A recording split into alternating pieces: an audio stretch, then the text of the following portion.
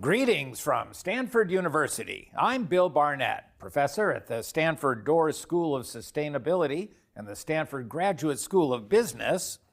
And I'm Samuel Minev Benzecry, and I'm a junior studying Earth Systems and Linguistics. And it's great having you here, Samuel. And we have with us Professor Bård Harstad from the Stanford Doerr School of Sustainability and the Stanford Graduate School of Business. And Bård, along with Professor Partha Dasgupta, ran a conference in our conference series on the political economy of environmental sustainability. And Sam, you were at the conference. What are your takeaways? I think my main takeaway is the complexity of how nations are going to deal with climate in this century, and how new technologies or conventional diplomacy apply in a theoretical framework to climate futures. So my main takeaway was that independent of the level of technology needed for climate solutions, you have all these basic economic problems like the free rider problem in place, and I found that was something that I sometimes didn't think too much about when thinking about solar geoengineering or other technologies as such. Oh, that's interesting. What's your reaction to Sam's comment, Bård? Yeah, I think that that's the very, very typical reaction to those who are first kind of learning about the political economy of sustainability. There are so much, not only economics and environmental economics, but there's so much politics and so many aspects of policies that are important for decisions that we many times are forgetting. And in fact, when I was a student too, I was thinking, we know what the solution is to environmental problems. We know, like, we should tax pollution, for example.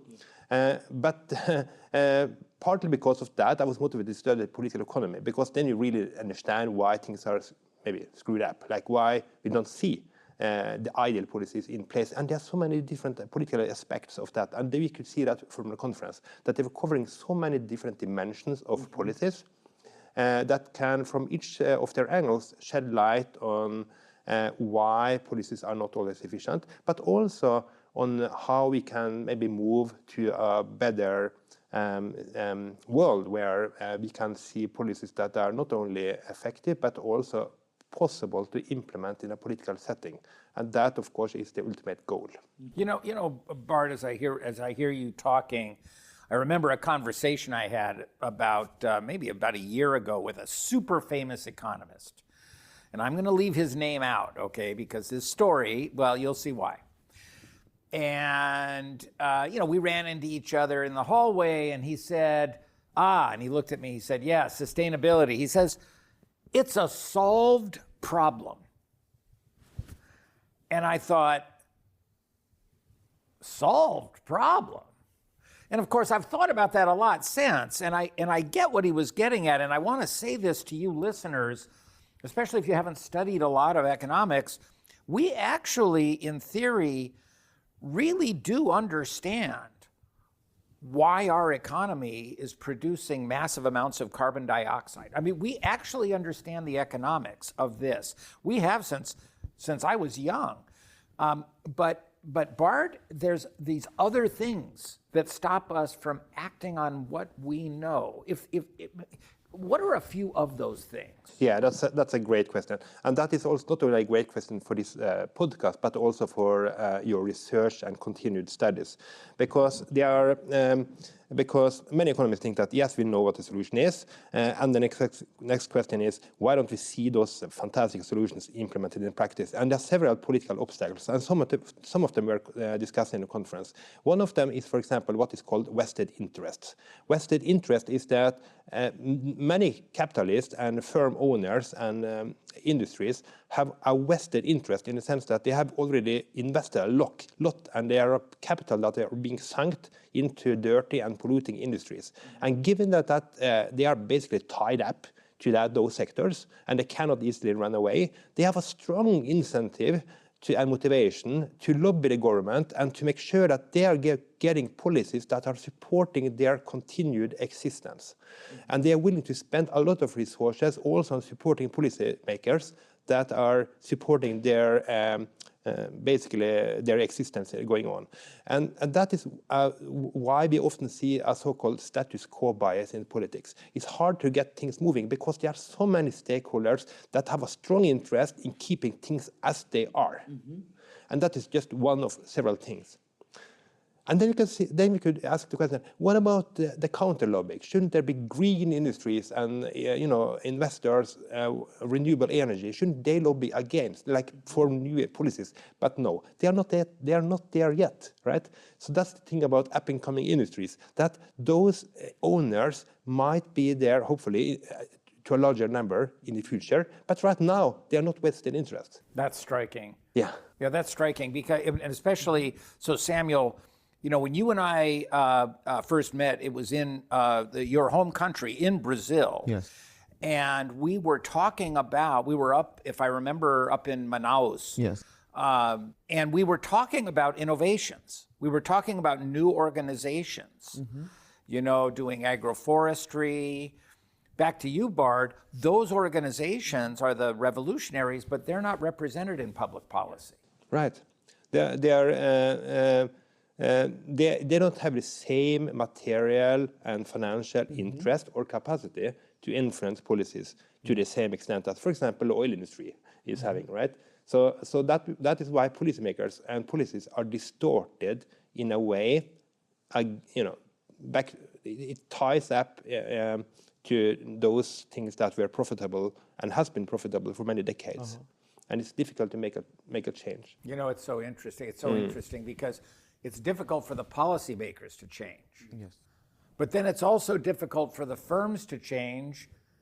Even if we look at you guys probably saw the announcement that BP is reversing its very forward-looking business strategies from just a few years ago.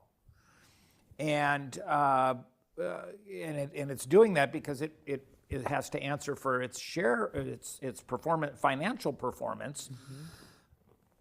But that financial performance is tied to fossil fuels because our regulatory system is set up in such a way that if BP would to just stay as a fossil fuel company, things would go better for it.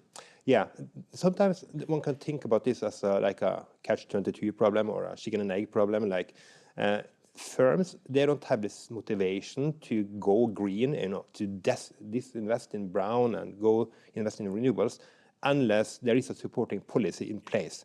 But the policy in place will not be there as long as the firms have not already invested, because then they are supporting the old policies. So it's a bit like one could think about, and the bad news about this is that it's difficult to make a change because firms doesn't want to change given the policy. You cannot change the policy given what the firms have invested in.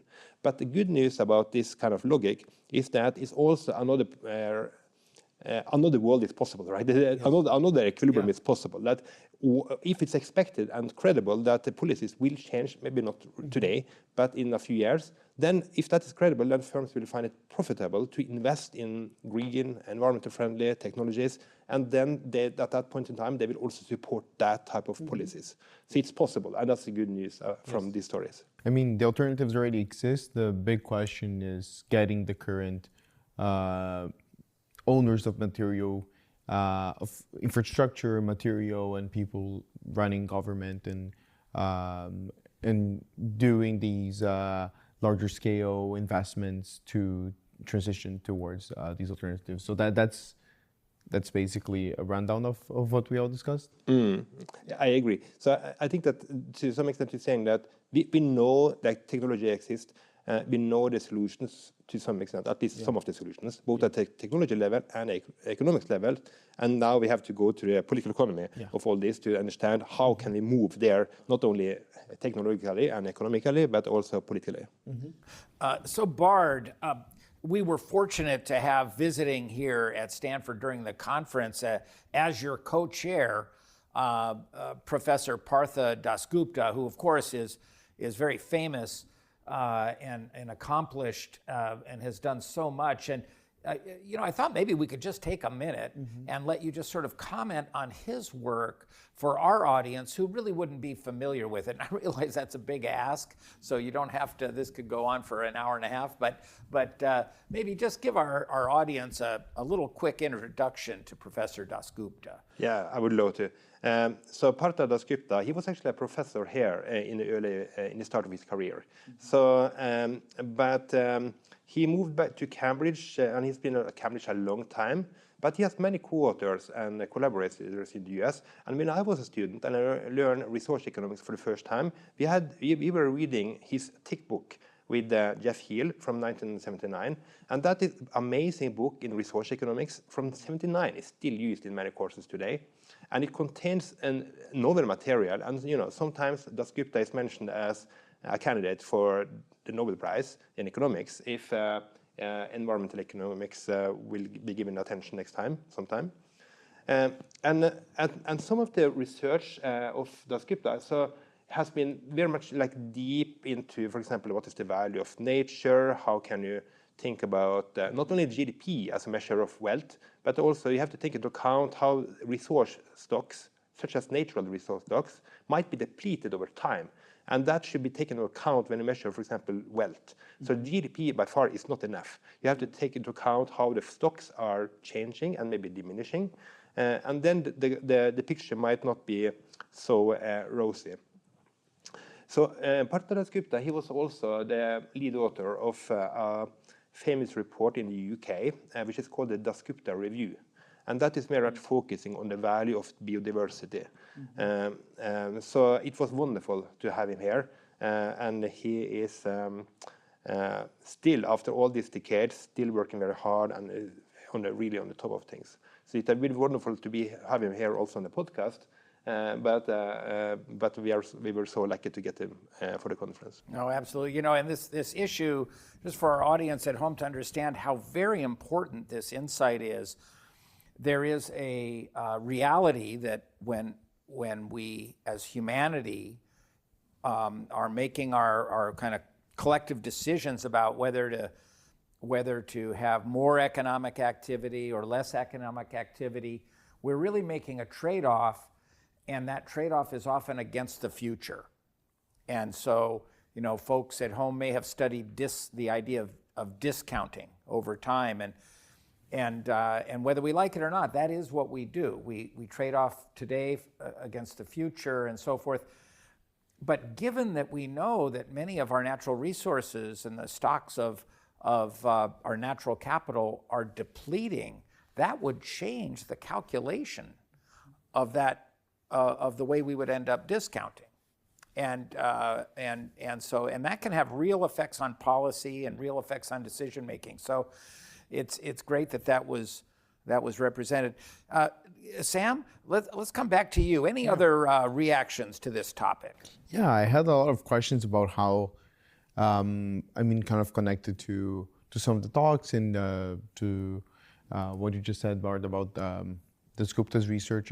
I wonder how to convince current political agents about the alternatives, the tangibility of living in another world, and considering measurements beyond GDP or more surface level economic activity.